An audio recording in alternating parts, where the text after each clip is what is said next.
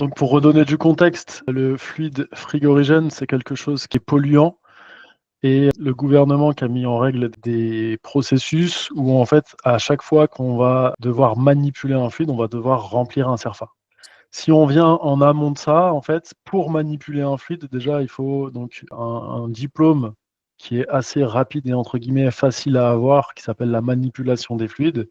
Et comme disait Gonzague, qui couvre pas vraiment tous les aspects réglementaires, mais qui couvre plutôt les aspects de manipulation des fluides.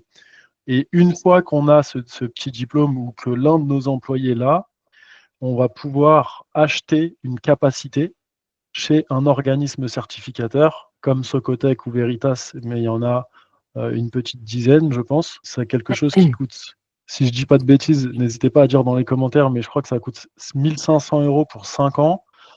Et on va avoir des obligations réglementaires derrière, notamment chaque année déclarer le bilan des fluides avec les achats de bouteilles.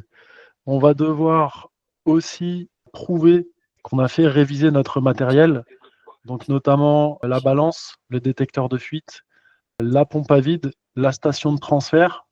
Est-ce que j'ai oublié quelque chose? Non, le détecteur de fuite, je l'ai dit. Le thermomètre aussi, normalement. Et le thermomètre. Et donc là, le sujet qu'on va traiter aujourd'hui, c'est la déclaration des fluides. Alors, je parle moi vraiment personnellement.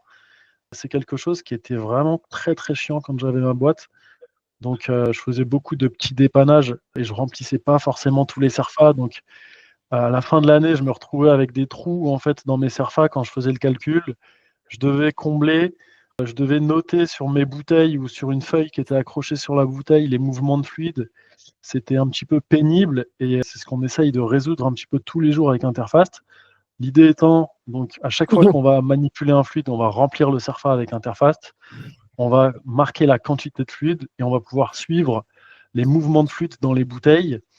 Et à la fin de l'année, on clique sur un bouton et on va pouvoir générer le bilan des fluides.